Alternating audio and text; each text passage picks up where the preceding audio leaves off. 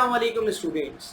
इस छोटे से वीडियो लेसन में हम आज डिस्कस करने लगे हैं क्रॉस रेट्स। अब ये क्रॉस रेट्स होते क्या हैं? समटाइम्स ऐसा होता है कि आपको दो एक्सचेंज रेट्स दिए हुए हैं, मगर आपको उन दो एक्सचेंज रेट से एक कोई और एक्सचेंज रेट निकालना पड़ता है। इस तरह की टेक्निक को हम क्रॉस रेट्स कहते हैं। इसको एक एग्जाम्पल के ज़रिए समझते हैं।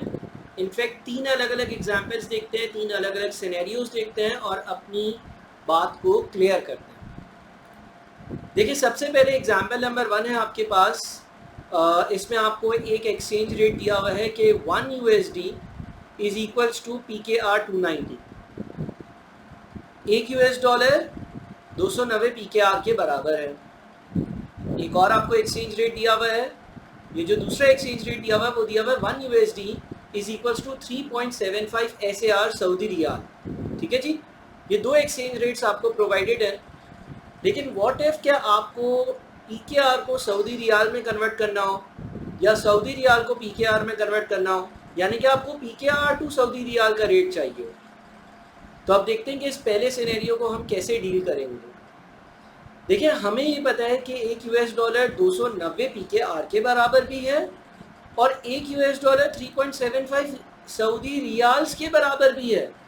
तो मैथमेटिकली क्या मैं ये नहीं कह सकता 1 $1 is equals to PKR 290 is equals to Saudi riyal 3.75।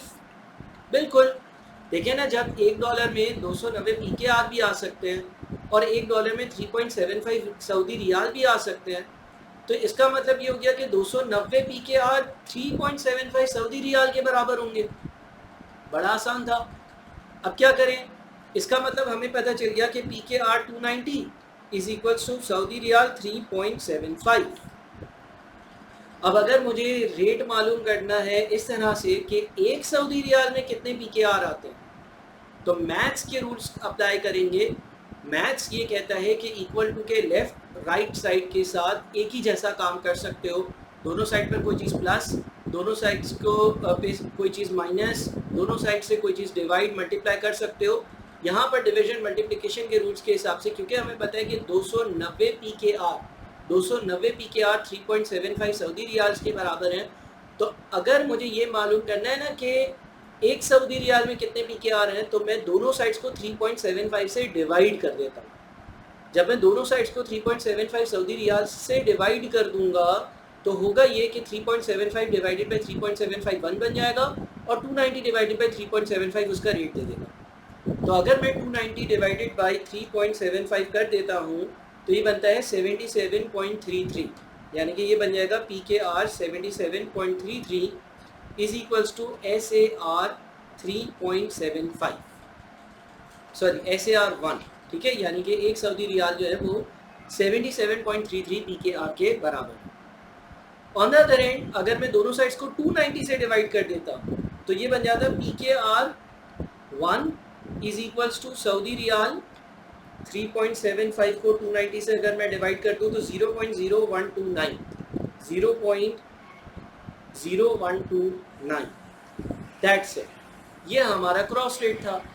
यानी कि क्रॉस रेट का मतलब ये था कि आपको USD टू PKR वाला रेट दिया हुआ है, आपको USD टू सऊदी रियाल वाला रेट दिया हुआ है, लेकिन आपके पास PKR टू सऊदी रियाल या सऊदी रियाल टू PKR वाले रेट नहीं है, तो वो कैसे ढूंढेंगे? अच्छा, इस एग्जाम्पल को थोड़ा सा और आगे लेकर चलते हैं। व्हाट इफ के मुझे इस तरह से कुछ रेट्स दिए गए, यानी कि मुझे एक चीज़ बताई दी हो कि एक PKR 0.003448 $US के बराबर है और फिर बताया वो कि एक $0 सऊदी रियाल 3.75 के बराबर है। इस केस में आप ये देखोगे कि कौन सी ऐसी करेंसी है जो दोनों जगह कॉमन है, उसको 1 बना देना। अब यहाँ पर आप देखो कि $, दोनों जगह है, ऊपर भी $, और PKR का लिंक है, नीचे $, और सऊदी रियाल का लिंक है, तो इसको 1 बनाना है। अब इसको 1 बनाने के लिए नीचे तो ये 1 बना हुआ है, ऊपर कैसे 1 बना है? दोनों साइड्स को 0.00348 से डिवाइड कर दो। दोनों साइड्स को अगर मैं 0.00348 से डिवाइड करूंगा तो ये 1 USD बन जाएगा, और जब मैं 1 को डिवाइड करता हूँ 0.00348 से तो वो 290 बन जाता है। तो ये बन जाएगा 290। अगेन अब आगे वाली कहानी यही होगी, यानी कि अगर एक यूएस डॉलर 290 पीकेआर के बराबर है और एक यूएस डॉलर 3.75 सऊदी रियाल के बराबर है, तो 290 पीकेआर 3.75 सऊदी रियाल के बराबर है और आगे का काम होएगा। एक और केस ले लेते हैं कि दोनों करेंसीज इस तरह से कुछ दी हुई है, यानी कि यूएस डॉलर अब दोनों में कॉमन है, बट रेट्स जो दिए हुए वो 1 PKR is equal to how many USD और 1 SAR is equal to how many USD दिया है। अब इस केस में क्या करना पड़ेगा, अगेन जो कॉमन करेंसी है उसको 1 बनाना होगा। कॉमन करेंसी को 1 बनाएंगे तो हमने ये देखा है कि 0.003448 US dollars is equal to 1 PKR को जब मुझे 1 बनाना है तो दोनों साइड्स को मैं 0.003448 से डिवाइड करूँगा। जब ऐसा करूँगा तो मेरे पास ये वाला रेट आ जाएगा। तो मैं इस एग्जाम्पल को चलिए पूरा कर देता हूँ। पहले केस क्या है, पहला केस ये है कि आप पहला वाला जो कन्वर्जन रेट है दोनों साइड्स को 0.00348 से डिवाइड कर दो, तो ये हो जाएगा 1 US dollar is equals to, और यहाँ पर आएगा 1 डिवाइडेड बाई 0.003448 यानी कि 290 पीकेआर।